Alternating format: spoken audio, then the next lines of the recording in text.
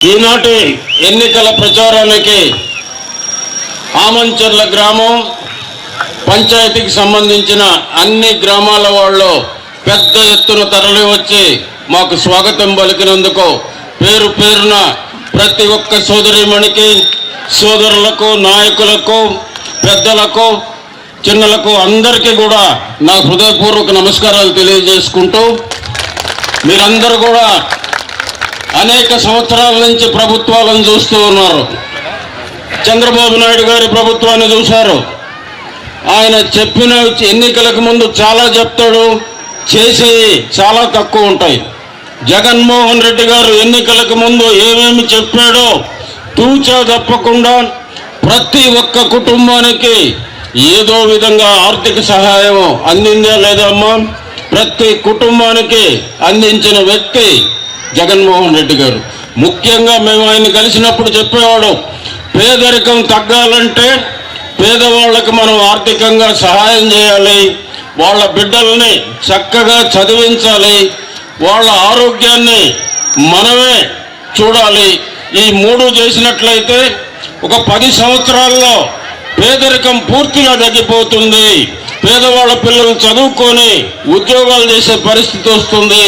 వాళ్ళకు కూడా ఆర్థికంగా మనం సహాయం అందిస్తున్నాం కాబట్టి వాళ్ళకు కూడా కొంత మెరుగుపడి వాళ్ళు కూడా అభివృద్ధిలోకి వస్తారు. పేదవాళ్ళు ఆరోగ్యపరంగా ఏదైనా పెద్ద జబ్బులు వస్తే వాళ్ళు డబ్బులు పెట్టుకునే పరిస్థితి ఉండదు, చనిపోతారు. అలా జరగకూడదు మన ప్రభుత్వంలో అని మాకు అనేక సార్లు చెప్పాడు.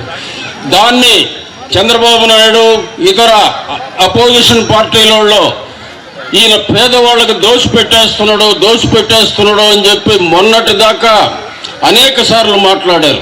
వాలంటరీ వ్యవస్థను పెట్టి చెడగొడతా ఉన్నాడు పేదవాళ్ళని అన్నారు.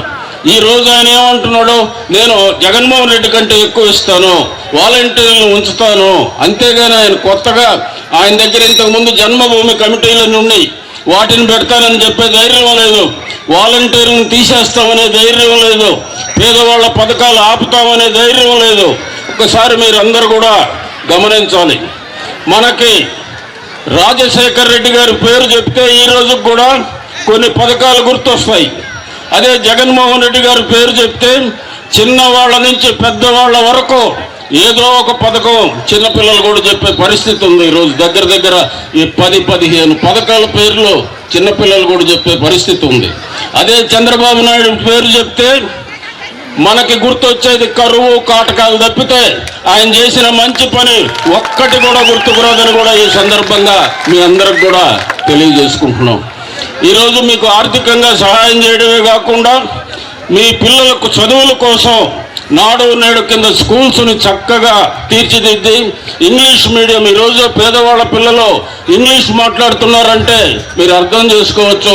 రాబోయే 5-10 సంవత్సరాల్లో మీ పిల్లలందరూ కూడా ఇంజనీర్లు, డాక్టర్లు, ఇంకా పెద్ద పెద్ద చదువులు చదువుకొని ముందుకు పోయి మీ ఆర్థిక పరిస్థితి, మీ కుటుంబ పరిస్థితి కూడా మారిపోయే పరిస్థితి వస్తుందని కూడా ఈ సందర్భంగా తెలియజేసుకుంటూ ఉన్నాం. కాబట్టి మీరందరూ కూడా ఒక్కసారి ఆలోచించాలి.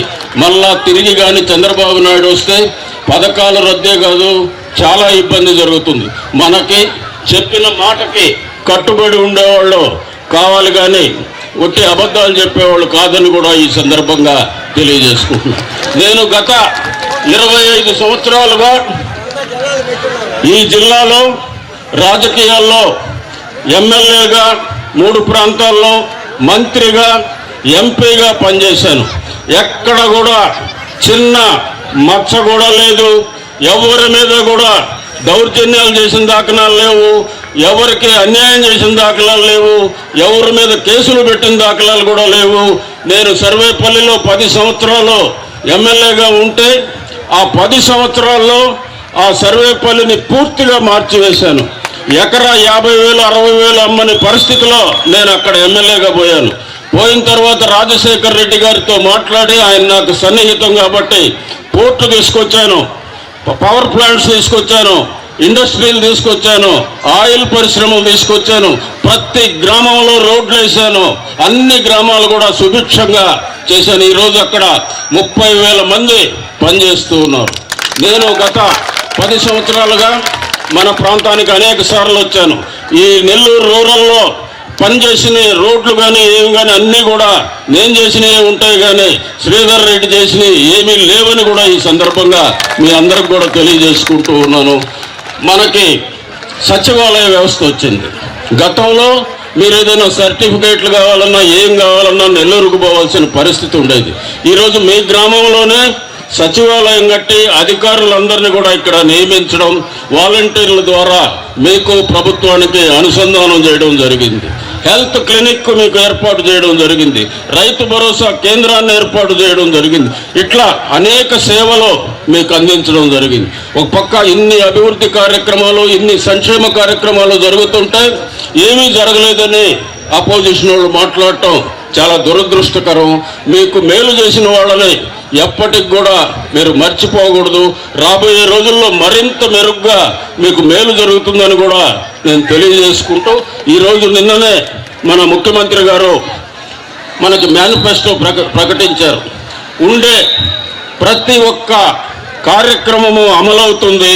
కొన్ని కార్యక్రమాలని ఇంకా మెరుగైన రీతిలో, ఇంకా ఎక్కువ మొత్తంలో మీకు లబ్ధి చేకూరే విధంగా ఆయన చెప్పడం జరిగింది. అమ్మ ఒడి పథకంలో గతంలో 15,000 ఇస్తూ ఉంటే ఇప్పుడు దాన్ని 17,000 చేయడం జరిగింది. పెన్షన్లో 3,000 నుంచి 3,500 చేయడం జరిగింది. ఇంకా ఈ కళ్యాణమస్తు, షాదీ తోఫా అట్లే మళ్ళా తిరిగి కూడా కొనసాగించడం జరుగుతుంది. చేయూత గతంలో 75,000 ఇచ్చారు, ఇప్పుడు దాన్ని 1,50,000కి పెంచడం కూడా జరుగుతుందని ఈ సందర్భంగా తెలియజేసుకుంటూ, కాపు నేస్తం 65,000 నుంచి 1,20,000, ఈబీసీ నేస్తం 45,000 నుంచి 1,05,000, వైఎస్ఆర్ సున్నా వడ్డీ రుణాలు 3 లక్షలకి పెంచడం జరిగింది. రైతు భరోసా 13,500 నుంచి 16,000 చేయడం జరుగుతుంది. ఈ ప్రభుత్వం ముఖ్యంగా మహిళలని దృష్టిలో పెట్టుకొని కార్యక్రమాలన్నీ కూడా చేయడం జరిగింది. ఒకసారి మేమందరం ముఖ్యమంత్రి గారితో కలిసినప్పుడు, సార్ అన్ని కార్యక్రమాలు మహిళలకే చేస్తున్నారు, మగవాళ్ళు కొంచెం కోప్పడుతూ ఉన్నారు మా మీద అని అడిగితే ఆయన ఒక మాట చెప్పాడు.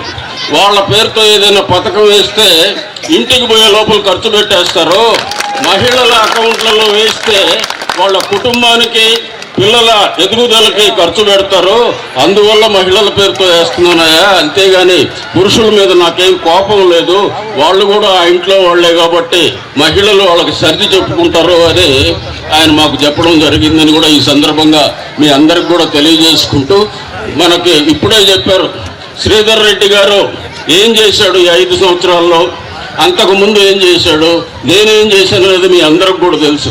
ఆయన చేసిన కార్యక్రమాలు నెల్లూరులో రౌడీజాలు, కొట్టించడాలు, కబ్జాలు చేయడం, ఎక్కడ ఖాళీ స్థలం దొరికితే దాన్ని ఆక్యుపై చేయడం, వాళ్ళని బెదిరించి డబ్బులు తీసుకోవడం.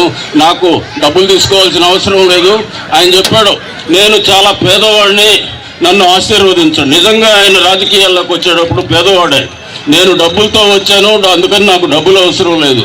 ఆయన ఇవాళ పేదవాడు కాదు, నాకంటే ఎక్కువ డబ్బులు సంపాదించి 2 మేడలు కట్టాడు. ఆయన బెంగళూరులో, హైదరాబాద్లో ఆస్తులు కూడబెట్టిన సంగతి కూడా ఉంది. అన్నీ కూడా అవసరం వచ్చినప్పుడు ఆ లిస్టులన్నీ కూడా ఇస్తాం. ఒక్కసారి ఆలోచించండి. మీ అందరికీ మంచి ప్రభుత్వం కావాలి, మంచి ఎమ్మెల్యే కావాలి, మంచి ఎంపీ కావాలి, సుపరిపాలన కావాలి. మీరందరూ కూడా సుభిక్షంగా ఉండాలంటే తప్పకుండా తిరిగి మరొక్కసారి జగన్మోహన్ రెడ్డి గారిని ముఖ్యమంత్రి చేసుకోవాలి. నన్ను ఎమ్మెల్యేగా ఆశీర్వదించండి, విజయసాయి రెడ్డి గారిని ఎంపీగా ఆశీర్వదించాలని మిమ్మల్ని అందరినీ కూడా మనస్ఫూర్తిగా కోరుకుంటూ, మీ అందరూ ఇంత పెద్ద ఎత్తున తరలి వచ్చి మాకు ఆశీర్వాదాలు తెలిపినందుకు మీ అందరికీ పేరు పేరున కృతజ్ఞతాభివందనాలు తెలియజేసుకుంటూ, మీరందరూ కూడా సుభిక్షంగా రాబోయే 5 సంవత్సరాలు ఉండాలని, మీరందరూ ఆరోగ్యంగా ఉండాలని, మీ పిల్లలందరూ కూడా చక్కగా చదువుకొని పైకి రావాలని మనస్ఫూర్తిగా కోరుకుంటూ సెలవు తీసుకుంటున్నాం. జై జగన్, జై జగన్, జై జగన్.